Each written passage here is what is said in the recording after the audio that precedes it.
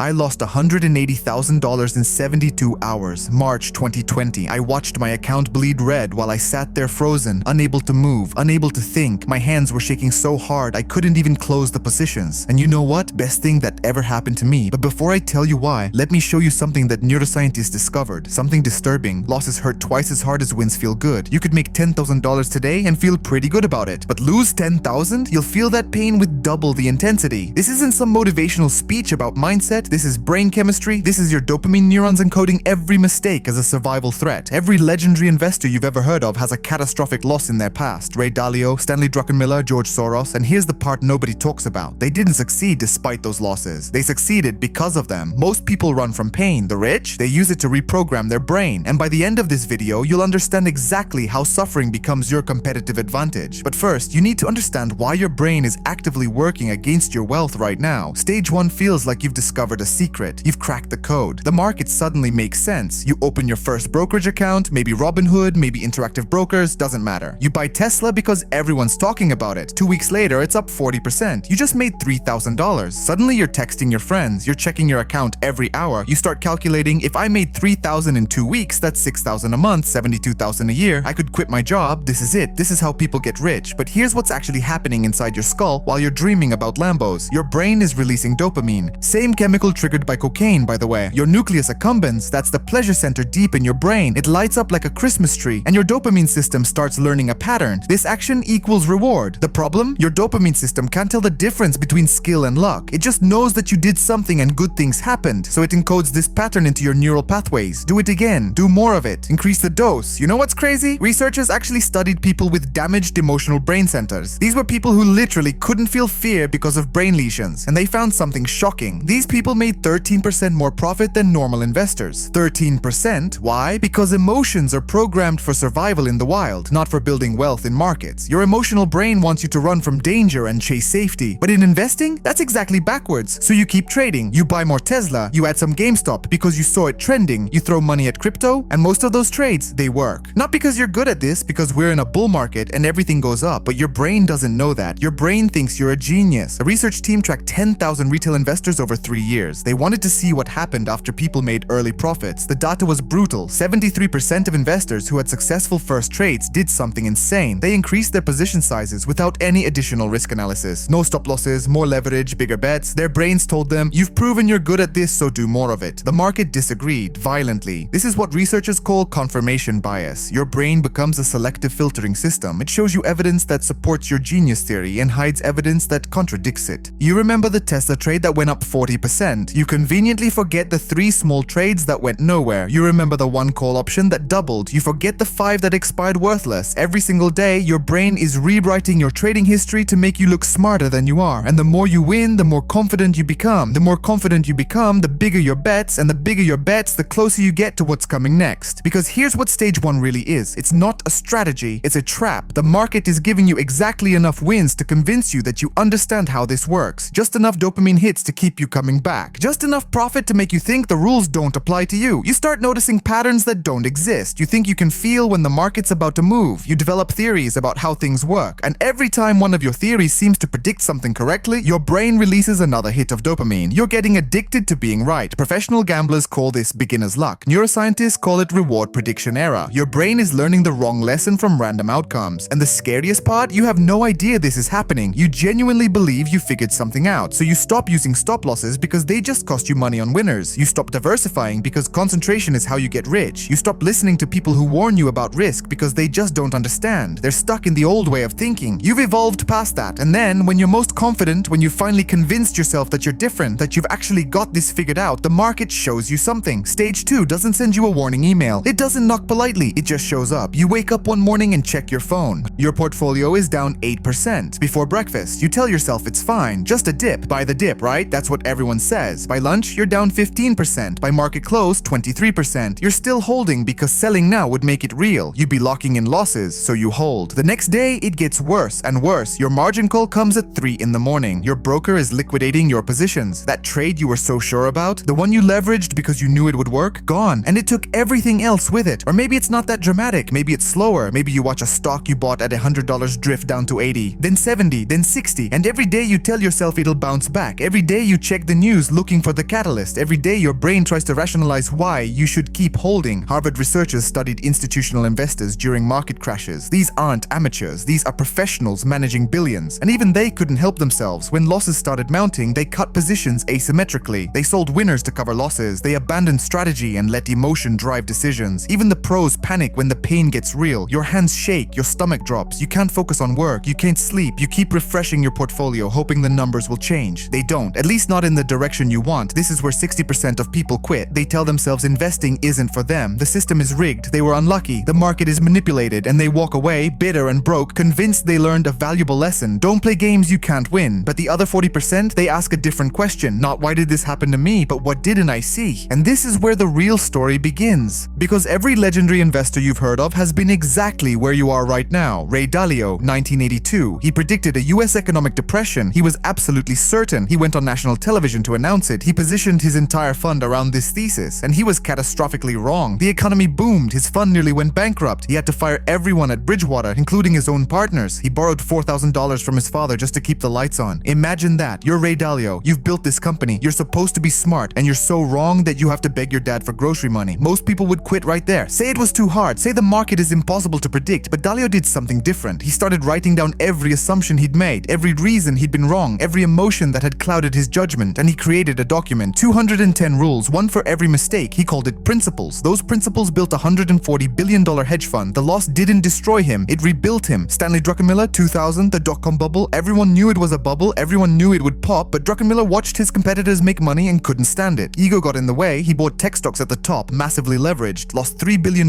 in weeks. $3 billion. Most people can't even conceptualize that number. And this is one of the best investors alive, he said later, and I'm paraphrasing here, that he learned more from that single loss than from every winning trade combined. It taught him that ego is expensive, that being right doesn't matter if your timing is wrong, that survival comes before performance. George Soros lost billions betting against Trump in 2016, lost billions in the dot-com crash, lost billions betting wrong on currency moves. Still worth $7 billion.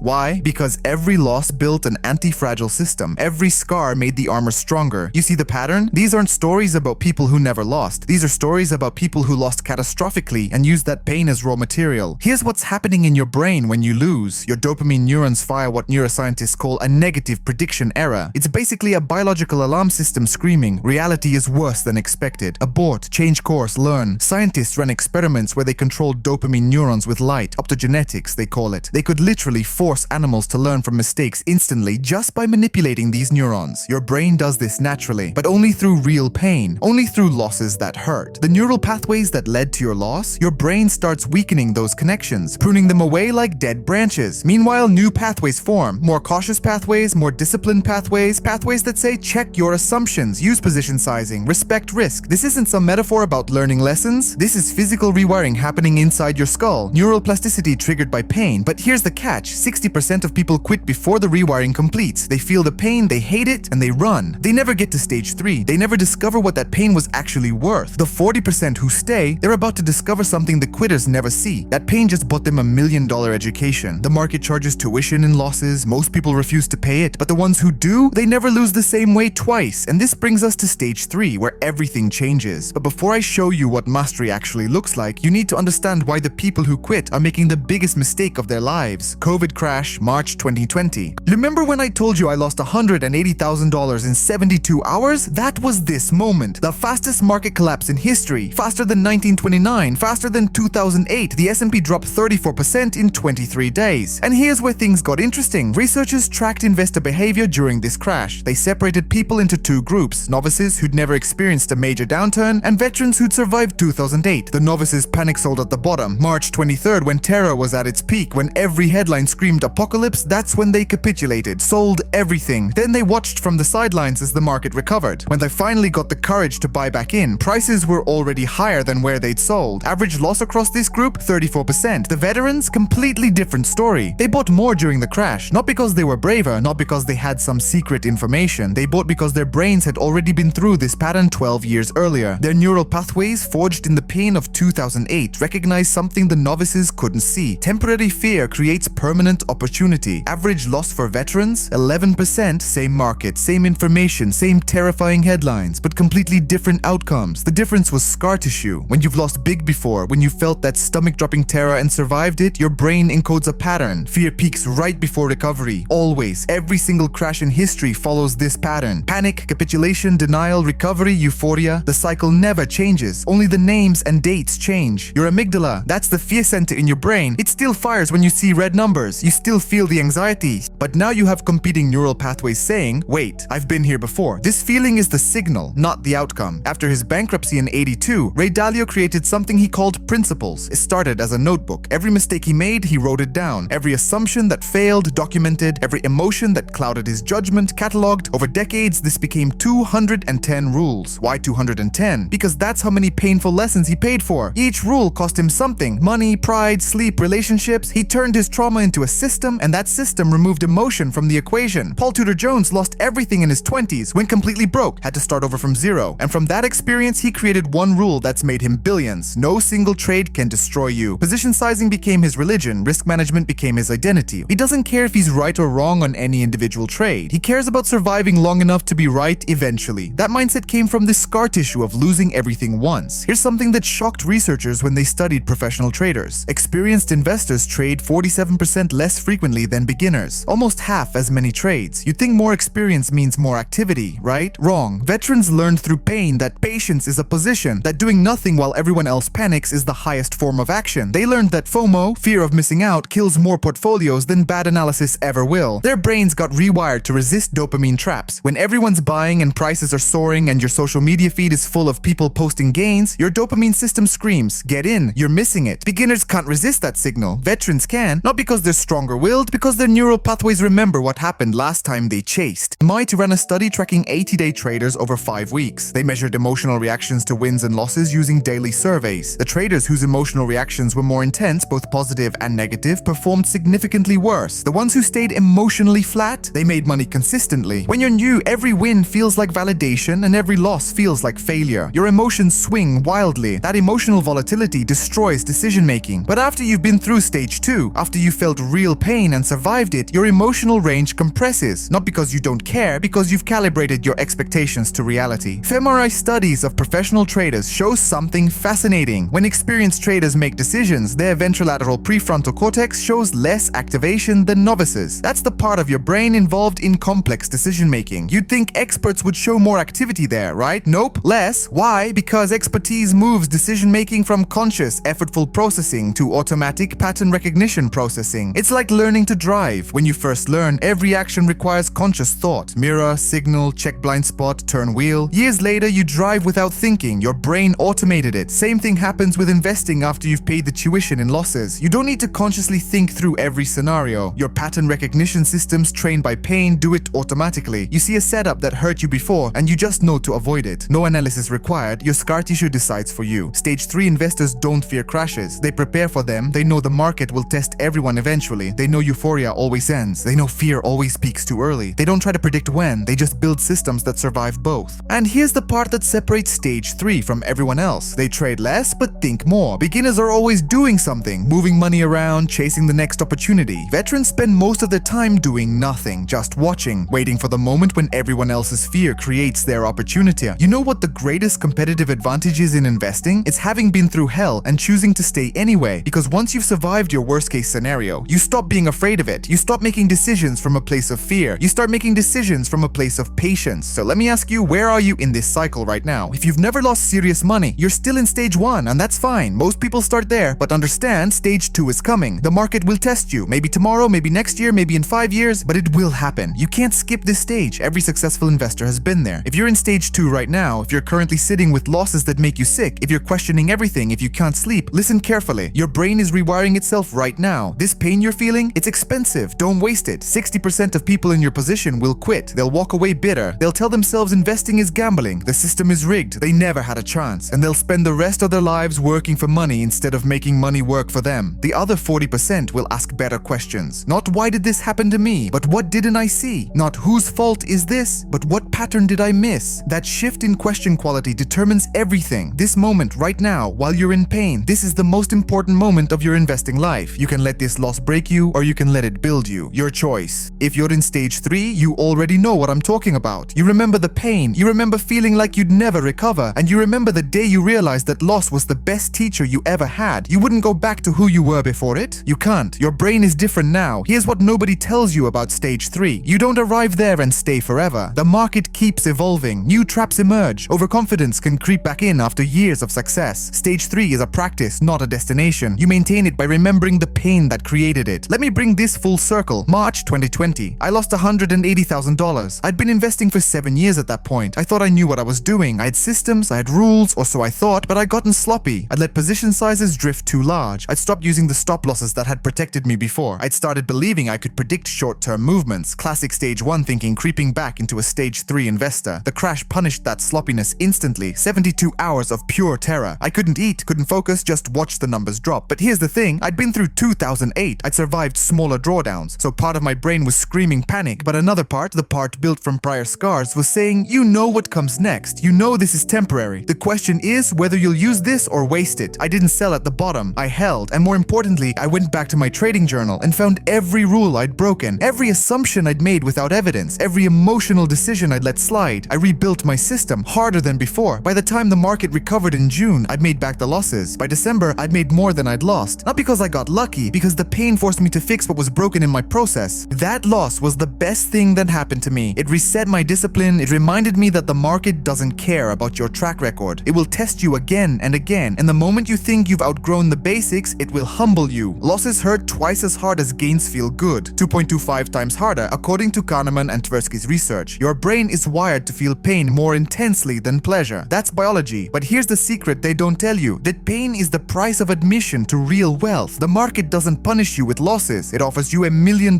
education. Dalio paid for his with borrowed money from his father. Druckenmiller paid $3 billion. Soros paid billions multiple times. Every legendary investor bought this education. Most people refuse to pay the price. They quit, they walk away, they never learn, and they stay financially average forever. The ones who become wealthy, they extract the lesson, they build the system, they let the scar tissue strengthen them, they understand that suffering, properly processed, becomes competitive advantage. So here's my question for you, and I want you to answer this honestly in the comments. Have you paid tuition yet? Have you felt real financial pain? And if you have, did you extract the lesson or did you just quit? Because here's what I've learned after 15 years and multiple six-figure drawdowns. The investors who make it aren't the ones who never lose. They're the ones who lose, survive, and refuse to lose the same way twice. Your scars are not weakness. They're the foundation of every dollar you'll make in the future. The market is going to hurt you. That's guaranteed. The only question is whether you'll let that pain rewire your brain or whether you'll let it break you. If this changed how you think about losses, hit subscribe. We're building something different here. Not hype, not get-rich-quick nonsense. Just honest analysis of how money actually works and how your brain fights you every step of the way. And drop a comment. What's the biggest financial lesson you learned through pain? What loss taught you something you couldn't have learned any other way? I read every comment. Let's learn from each other's scars. Losses don't make you weak, they make you rich if you're willing to pay attention. Market crashes reveal something fascinating about human brains. Researchers separated investors into two groups during major downturns: novices who'd never experienced a real crash and veterans who'd survived at least one before. Same market, same information, same terrifying headlines, completely different outcomes. The novices panic sold at the bottom. March 23rd, 2020, when fear peaked and every news channel screamed apocalypse, that's when they capitulated, sold everything, then watched from the sidelines as markets recovered. When they finally got courage to buy back in, prices were already higher than where they'd sold. Average loss, 34% of their portfolios gone. The veterans did the opposite. They bought more during the crash. And here's the critical part. They weren't braver. They didn't have secret information. They bought because their brains had already been through this pattern before. Their neural pathways, carved by prior pain, recognized something the novices couldn't see. Temporary fear creates permanent opportunity. Always has. Average loss for veterans, 11%. Same market, wildly different results. The difference was scar tissue. When you've lost badly before, when you felt that stomach-dropping terror and survived it, your brain encodes a pattern. Fear peaks right before recovery. Every single crash in history follows this cycle. Panic, capitulation, denial, recovery, euphoria. The pattern never changes. Only the dates and headlines change. Your amygdala, the fear center, still fires when you see red numbers. You still feel anxiety. But now you have competing neural pathways saying, wait, I've been here before. This feeling is the signal. Something's about to shift. The emotion that makes novices sell is the same emotion that tells veterans to buy. Researchers at MIT tracked 80-day traders over 5 weeks. They measured emotional reactions to wins and losses using daily surveys and physiological markers. The traders whose emotional reactions were more intense, both positive and negative, performed significantly worse. The ones who stayed emotionally flat throughout wins and losses made money consistently. When you're new, every win feels like validation and every loss feels like failure. Your emotions swing wildly. That volatility destroys decision-making. But after you've been through real pain and survived it, your Your emotional range compresses. You've calibrated your expectations to reality. You know wins are temporary, losses are temporary. Only the system matters. Scientists used functional MRI to scan the brains of professional traders while they made decisions. Something unexpected appeared. When experienced traders evaluated investments, their ventrolateral prefrontal cortex, the region handling complex decision-making, showed less activation than novices. You'd think experts would show more brain activity there. They showed less. Why? Expertise moves decision-making from conscious, effortful processing to automatic pattern recognition, like learning to drive. When you first learn, every action requires conscious thought. Mirror, signal, check blind spot, turn wheel. Years later, you drive while having a conversation. Your brain automated it. Same thing happens with investing after you've paid tuition and losses. You don't need to consciously think through every scenario anymore. Your pattern recognition systems trained by pain handle it automatically. You see a setup that hurt you before and you just know to avoid it. No analysis required. Your scar tissue decides for you. Paul Tudor Jones lost everything in his 20s, went completely broke, had to start over from zero. From that experience, he created one rule that's made him billions over decades. No single trade can destroy you. Position sizing became his religion. Risk management became his identity. He doesn't care if he's right or wrong on any individual trade. He cares about surviving long enough to be right eventually. That mindset came directly from the scar tissue of losing everything once. The pain carved a neural pathway so deep that violating position size rules became physically uncomfortable for him. His brain literally won't let him make that mistake again. Here's something that shocks people when they first hear it. Experienced investors trade significantly less frequently than beginners. Almost half as many trades. You'd think more experience means more activity. It means the opposite. Veterans learned through pain that patience is a position, that doing nothing while everyone else panics is the highest form of action. They learned that FOMO kills more portfolios than bad analysis. Their brains got rewired to resist dopamine traps that destroy novices. When everyone's buying and prices are soaring and your social media feed is full of people posting gains, your dopamine system screams, get in. You're missing it. Beginners can't resist that signal. Veterans can. They've been through enough cycles to know that chasing always ends badly. The scar tissue protects them from their own impulses. Stage 3 investors don't fear crashes. They prepare for them. They know the market will test everyone eventually. They know euphoria always ends. They know fear always peaks too early. They don't try to predict when. They just build systems that survive both extremes. And here's what separates stage 3 from everyone else. They trade less but think more. Beginners are always doing something, moving money around, chasing the next opportunity, making themselves feel productive. Veterans spend most of their time doing nothing, just watching, waiting, looking for the moment when everyone else's fear creates their opportunity. You know what the greatest competitive advantage is in investing? Having been through hell and choosing to stay anyway. Once you've survived your worst case scenario, you stop being afraid of it. You stop making decisions from a place of fear. You start making decisions from a place of patience. But here's what nobody tells you about stage 3. You don't arrive there and stay forever. The market keeps evolving. New traps emerge. After years of success, overconfidence can creep back in. Old patterns reassert themselves. Stage 3 is a practice, something you maintain by remembering the pain that created it. Remember the 13% advantage people with brain damage had, the ones who couldn't feel fear. That's what you're building towards. You can't remove your emotions, you're not brain damaged, but you can train your brain through repeated exposure to pain until the fear response weakens, until the scar tissue is thick enough that panic can't penetrate anymore. Every wealthy investor I've studied has this in common. They remember their worst loss in vivid detail. They can tell you the date, the amount, what it felt like, and they use that memory like armor. When fear tries to take over during the next crash, they recall, I survived worse than this. The memory of past pain neutralizes present fear. Your brain wants you poor. That's what we started with, and now you understand why. Your brain evolved to keep you alive, to make you avoid pain, to run from danger, to seek immediate safety. All those instincts that kept your ancestors alive on the savannah actively destroy wealth in markets. The only way to override those instincts is to rewire the hardware, and the only tool powerful enough to rewire your brain is pain, catastrophic loss that forces neural restructuring. There's no shortcut. You can't learn this from a book. You can't skip stage 2. Every successful investor paid this price. The question is whether you'll pay it wisely or waste it, whether you'll let the loss break you or build you, whether you'll run when it hurts or stay present and extract every lesson. So here's where we are. You're going to lose money. If you're in markets long enough, catastrophic loss is guaranteed. You can't avoid it. You can only decide what you'll do when it happens. Will you be in the 60% who quit, who walk away bitter, convinced the system is rigged, convinced they never had a chance? Or will you be in the 40% who ask, what did I miss? Who let their brains complete the rewiring? Who build systems from scar tissue? Most people watching this video are in stage 1 right now. You've made some money, maybe a lot of money. You feel like you're starting to understand how this works. Your confidence is building, and you genuinely believe you're different, that you'll avoid the mistakes other people make, that loss might happen to others, but not to you. I'm telling you right now, you're wrong. Stage 2 is coming. The market will humble you, brutally. The only question is whether you'll recognize it as the most expensive education you'll ever buy, or waste it by quitting. Some of you are in stage 2 right now, sitting with losses that make you sick, questioning everything, lying awake running scenarios, feeling like you'll never recover. Listen carefully, your brain is rewiring itself right now. This pain is expensive. This moment determines your entire financial future. Don't waste it. The people who get rich aren't the ones who never lose. They're the ones who lose, survive, and refuse to lose the same way twice. Your losses aren't mistakes. They're the price of admission to real wealth. The market charges tuition and pain. Most people refuse to pay it, but the ones who do, they never make the same mistake twice. Now here's what I need you to do.